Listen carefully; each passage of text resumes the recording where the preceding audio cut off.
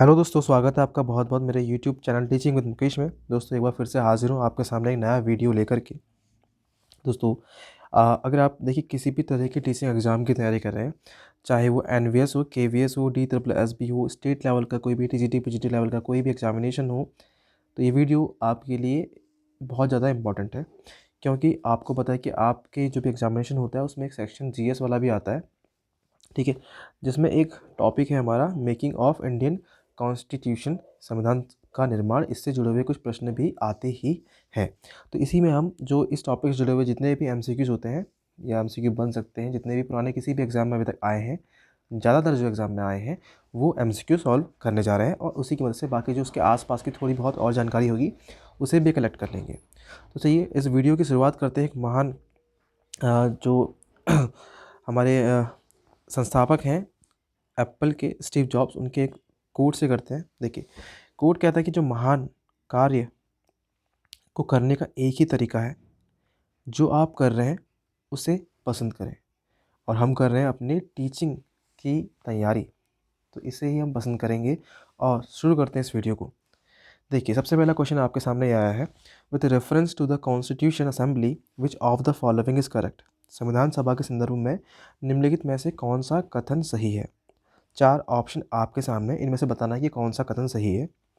देखिए जो पहला कथन है वह है कि जो कॉन्स्टिट्यूएंट असेंबली है ratified India's membership of the Commonwealth in May 1997। तो 1997 में कॉमनवेल्थ को यहाँ पे अडॉप्ट किया था, ठीक है, हम भारतीय संविधान जो असेंबली थी उसने। पहला कथन ये है, जो कि है बिल्कुल ही गलत, ठीक है। तो पहला वाला गलत है। क्यों? क्योंकि जो ये असेंबली थी इसने कॉमनवेल्थ को यहाँ पे जो रेटिफाइड किया था वो किया था 1949 में, ठीक है। तो ये वाला ऑप्शन तो गलत हो जाएगा। सेकंड वाला ऑप्शन देखिए क्या है। सेकंड वाला ऑप्शन है द कॉन्स्टिट्यूएंट असेंबली, जो संविधान जो सभा थी, अडॉप्टेड द नेशनल एंथम इन जनवरी 1950, ठीक है। तो जनवरी 1950 में नेशनल एंथम जो हमारा है, राष्ट्रीय गान जो है, उसको यहाँ पर एक्सेप्ट किया था, अडॉप्ट किया था। तो हाँ, ये बिल्कुल सही जवाब हो जाएगा ऑप्शन नंबर बी। देखिए जो सी वाला है वो है जो कॉन्स्टिट्यूएंट असेंबली है उसने अडॉप्ट किया था नेशनल सॉन्ग को जनवरी 1948 में, ठीक है, जो कि है बिल्कुल गलत, ठीक है। थर्ड वाला भी गलत है। क्यों? क्योंकि जो नेशनल सॉन्ग है वो अडॉप्ट किया गया था 24 जनवरी 1950 में, 1948 नहीं है, ये भी 1950 में ही था, ठीक है। जो एंथम और जो सॉन्ग था वो 1950 में ही यहाँ पर अडॉप्ट किए गए थे, तो ये भी गलत है। डी वाला देखिए ऑप्शन क्या है, ये है द जो कॉन्स्टिट्यूएंट असेंबली है adopted the national flag in July 1949, ठीक है। तो जो हमारा जो नेशनल फ्लैग है उसे 1949 में यहाँ पर अडॉप्ट किया गया था, तो ये भी गलत है। इसे अडॉप्ट कर लिया गया था जब हमारा देश जो है आज़ाद हुआ था, यानी कि 1947 में, ठीक है। जुलाई 22 थी ये, जुलाई में तो था लेकिन 1947 था, तो 22 जुलाई 1947 में अडॉप्ट किया गया था क्या, हमारा नेशनल फ्लैग, ठीक है। चलिए बढ़ते हैं हमारे अगले प्रश्न की तरफ, क्वेश्चन नंबर 2। देखिए जो अगला प्रश्न है कि how many female members were part of the constituent assembly that frame the constitution of India. तो भारत के संविधान का निर्माण करने वाली संविधान सभा में कितनी महिला सदस्य थी। तो देखिए आपके ऑप्शन है 12, 10, 14 और 5। इन चारों में से आपका कौन सा जवाब सही है। तो जो सही जवाब हो जाएगा इस पर्टिकुलर क्वेश्चन के लिए वो हो जाएगा ऑप्शन नंबर डी, जो कि है 15। तो भारतीय संविधान का निर्माण करने वाली संविधान सभा में 15 महिलाएँ थी। अच्छा अभी बताइए एक बार कि इसमें टोटल कितने सदस्य थे, ठीक है। तो उस समय जो टोटल सदस्य थे, जो हस्ताक्षर जिन लोगों ने किए थे वो थे 284। उन 284 में से जो 15 थी वो कौन थी, महिलाएं थी, ठीक है। अगला प्रश्न देखिए, अगला प्रश्न है who was the chairman of the house committee of the constituent assembly of India. भारतीय संविधान सभा की सदन समिति के अध्यक्ष कौन थे। तो देखिए 4 ऑप्शन यहाँ पे आपके सामने हैं, तो इन चारों में से जो सही जवाब हो जाएगा वो हो जाएगा ऑप्शन नंबर ए, यह है बी, पट्टा भाई सीतारमैया, ठीक है। इनका नाम आगे एक और वर्ड आता है इनके नाम में जो है सीतारमैया, ठीक है। तो ऑप्शन 1 यहाँ पे सही है, ठीक है, हाउस कमेटी। नेक्स्ट देखिए, नेक्स्ट है Alladi Krishna Swamy Iyer was the chairman of which committee of the constituent assembly of India. Alladi Krishna Swamy Iyer Bharat की संविधान सभा की किस समिति के अध्यक्ष थे। देखिए यहाँ पे चार सॉरी चार यहाँ पे ऑप्शन है। पहला है credential committee, union powers committee, order of business committee, या फिर है फंडामेंटल राइट्स सब कमेटी के यहाँ पे अध्यक्ष थे। तो जो सही जवाब है वो फर्स्ट है क्रेडेंशियल कमेटी। इसको हिंदी में बोलते हैं प्रमाण पत्र समिति। ठीक है, इसका जो हिंदी में नाम हो जाएगा वो जाएगा प्रमाण पत्र समिति। ठीक है, अगला क्वेश्चन देखिए। अगला क्वेश्चन है the constituent assembly was recognised by section dash of the Indian Independence Act 1947। भारतीय संविधान जो भारतीय संविधान सभा है उसको भारतीय स्वतंत्रता अधिनियम 1947 की धारा मतलब किस धारा द्वारा मान्यता दी गई थी। ठीक है, तो चार ऑप्शन है आपके सामने, तो इन चारों में से आपने बताना है कि जो इसका सही जवाब है वो कौन सा हो जाएगा। तो देखिए जो सही जवाब हो जाएगा वो जाएगा ऑप्शन नंबर डी, जो है हमारा धारा 8 का सब क्लॉज 1। अगला प्रश्न की तरफ बढ़ते हैं। अगला प्रश्न है जीवी Mavalankar was the chairman of the desk of the constituent assembly of India. जीवी जो मावलंकर साहब हैं भारतीय संविधान सभा के डेस्क के अध्यक्ष थे। कौन सी समिति के अध्यक्ष थे हमारे यहाँ पर? जीवी मावलंकर साहब। ठीक है, तो देखिए इसका जो सही जो आंसर हो जाएगा हमारा आंसर नंबर बी, जो है कमिटी ऑन द फंक्शंस। ठीक है, देखिए committee on the functions, I think ये पूरा यहाँ पे है नहीं। हाँ, तो देखिए इसका जो आंसर है वो यही है कमिटी ऑन द फंक्शंस। ठीक है, इसके जो अध्यक्ष थे वो थे जीवी मावलंकर साहब। अगला प्रश्न देखिए। अगला प्रश्न है when was the 10th session of constituent assembly held. जो भारतीय संविधान सभा है उसका जो 10वां अधिवेशन है वो कब आयोजित किया गया था। ठीक है, तो जिसका सही जवाब हो जाएगा वो जाएगा ऑप्शन नंबर ए, 6 से 7 अक्टूबर 1949 को। अगला प्रश्न देखिए। अगला प्रश्न है who among the following became a part of the constituent assembly from Madras constituency in 1946। निम्नलिखित में से कौन 1946 में मद्रास निर्वाचन क्षेत्र से संविधान सभा का हिस्सा बने। इनका नाम यह क्या, इनमें से चार ऑप्शन में से कौन सा सही जवाब है? पहला है अम्मू स्वामीनाथन, दूसरा है हंसा जीवराज मेहता, तीसरा है कमला चौधरी, या चौथा है बेगम एजाज रसूल। ठीक है, बताइए इन चारों में से कौन सा है सही जवाब। ठीक है, तो देखिए जो सही जवाब है वो है इसका अम्मू स्वामीनाथन, ऑप्शन नंबर ए। ठीक है, बढ़ते हैं हमारे अगले प्रश्न की तरफ। अगला प्रश्न है क्वेश्चन नंबर 9। यह है the drafting committee of the constituent assembly consisted of 10 member. जो हमारी जो ड्राफ्टिंग कमेटी थी यानी कि जो प्रारूप समिति थी इसमें कितने सदस्य शामिल थे। ठीक है, तो देखिए इसमें जो सदस्य शामिल थे वो थे हमारे 7 सदस्य शामिल थे। तो देखिए अब इसमें यहाँ पे जो हमारी जो ड्राफ्टिंग कमेटी है ये बहुत ज़्यादा इंपॉर्टेंट कमेटी है हमारे पूरे संविधान सभा में। ठीक है, वैसे तो हमारे संविधान सभा में बहुत सारी आई थिंक 13 यहाँ पर जो मेजर कमेटीज़ थी वो थी, लेकिन इसमें से जो महत्वपूर्ण कमेटी है जहाँ से क्वेश्चन मैक्सिमम पूछा ही जाता है किसी भी एग्ज़ाम में जहाँ पर ये टॉपिक आता है, तो वहाँ पर ये ड्राफ्टिंग कमेटी से कोई ना कोई क्वेश्चन आ जाता है। ठीक है, तो इसमें देखिए टोटल थे कितने, 7 सदस्य थे। ठीक है, अब इन सातों के हमें नाम पता होना चाहिए। देखिए सबसे पहले तो देखिए यहाँ से क्वेश्चन बनता है कि इस ड्राफ्टिंग कमेटी के अध्यक्ष जो थे वो कौन थे, चेयरमैन कौन थे। तो ये तो भाई सभी को पता होगा, जो ड्राफ्टिंग कमेटी थी जो इसके चेयरमैन थे वो थे हमारे B.R. अम्बेडकर साहब। ठीक है, B.R. अम्बेडकर थे इसके चेयरमैन। ओके, अब बाकी के 6 लोगों का नाम याद करते हैं। देखिए एक थे हमारे अल्लादी कृष्णा स्वामी। ठीक है, कृष्णा स्वामी अय्यर। ठीक है, एक तो अय्यर साहब थे, एक थे N. गोपाला स्वामी, N. गोपाला स्वामी। ठीक है, फिर हमारे नेक्स्ट होते हैं K.M. मुंशी साहब। नेक्स्ट हमारे हैं K.M. मुंशी साहब। उसके बाद आप याद रख लीजिए नाम मोहम्मद सादुल्ला। ठीक है, मोहम्मद सादुल्ला। ठीक है, तो 1 2 3 4 5। ठीक है, फिर आप एक 6 नेम याद रख लीजिए, ये है हमारे B.L. मित्तर, और जो लास्ट नाम है वो आपको याद रखना है D.P. खेतान, D.P. खेतान। ठीक है, तो ये आपने रखने हैं 7 नाम याद। अब देखिए यहाँ पर थोड़ा सा और आपने यहाँ पर एक चीज़ समझनी है। तो देखिए, एक तो जो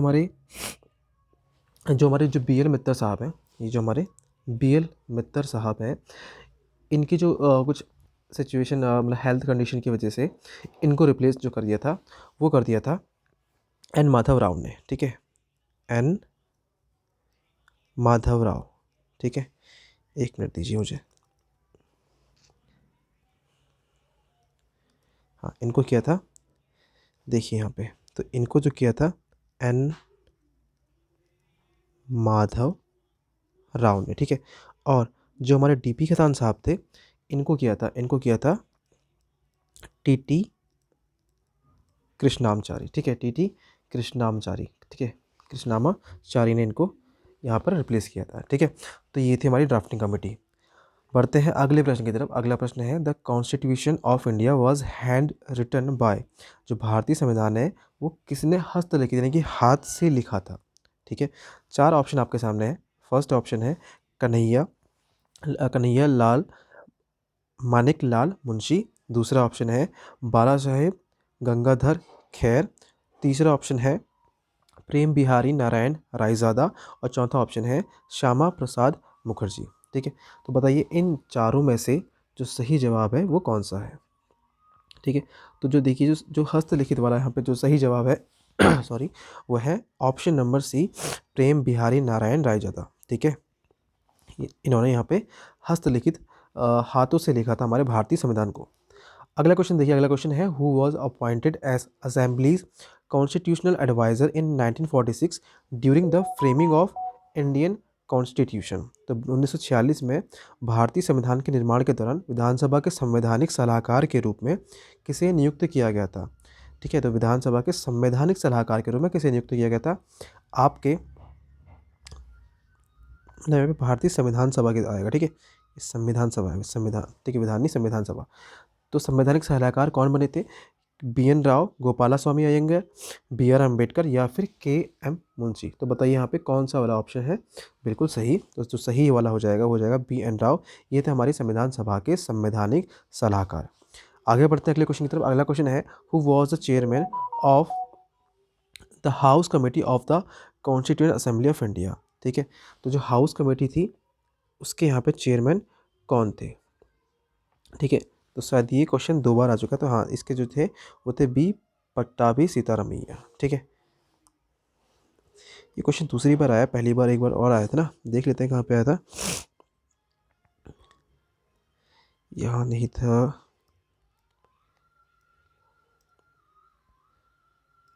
ये क्वेश्चन आया तो था एक जगह पे। ठीक है, स्टार्टिंग से देख लेते हैं कहाँ पे था।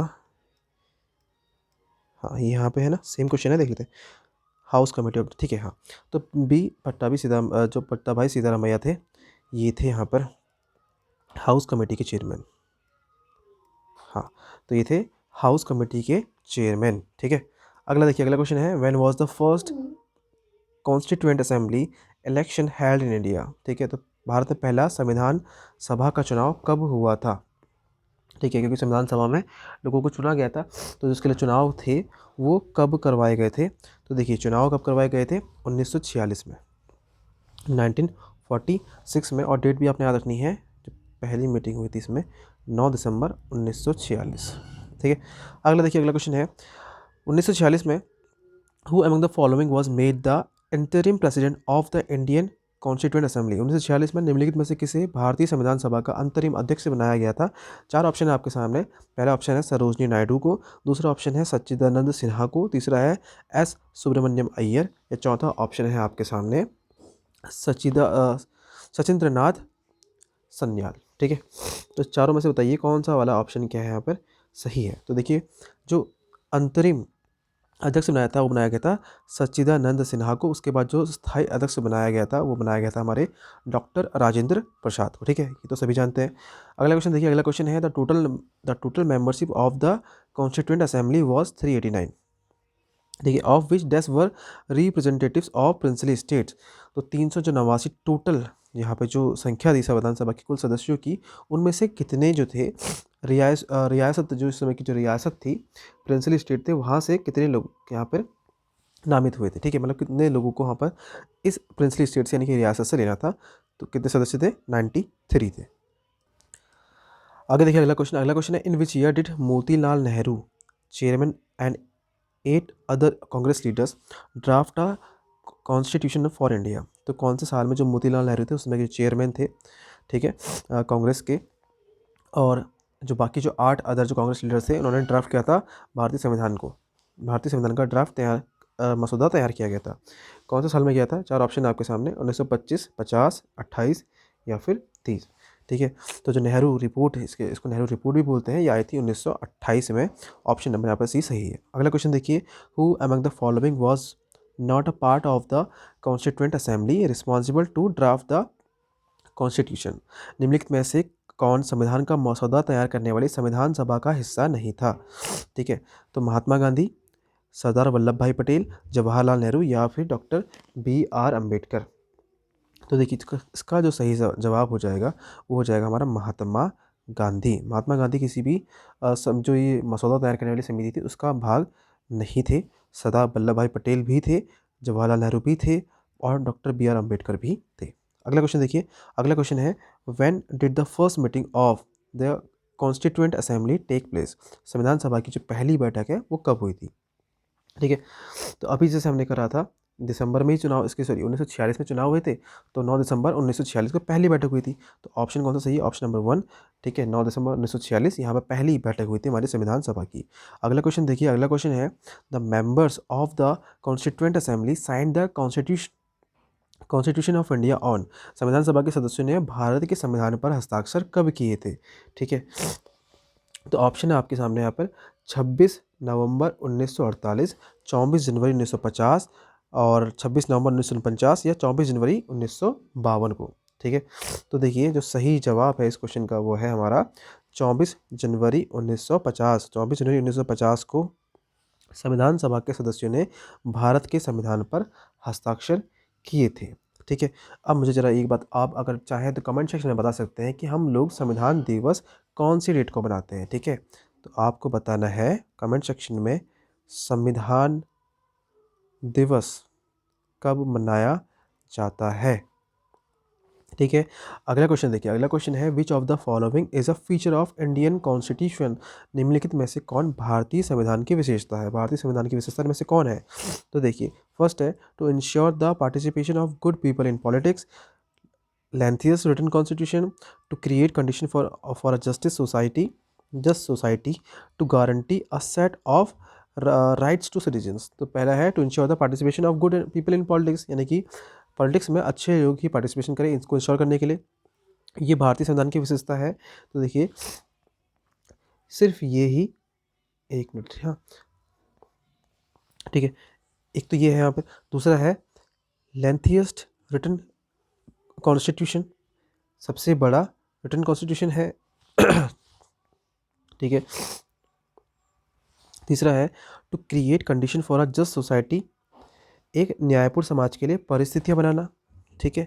चौथा है to guarantee a set of rights to citizens, नागरिकों को अधिकारों के एक सेट की गारंटी देना, ठीक है। तो बताइए इन चारों में से कौन सा यहाँ पर सही जवाब है, ठीक है।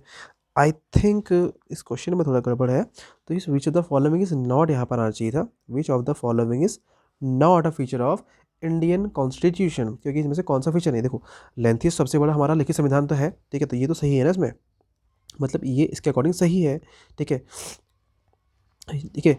और ये मतलब ये स्टेटमेंट ठीक है, to create condition for a just society, ठीक है, एक न्यायपूर्ण समाज के लिए परिस्थिति बनाना, ये भी बात सही है। और guarantee set of rights to citizens, नागरिकों को अधिकारों की एक सेट की गारंटी देना, यानी कि उनके अधिकारों को सुनिश्चित करना, ये बात भी ठीक है। तो देखिए ये तो तीनों हमारे संविधान का की विशेषता बता रहे हैं, लेकिन ये वाला विशेषता नहीं बता रहा है, to ensure the participation of good people in politics.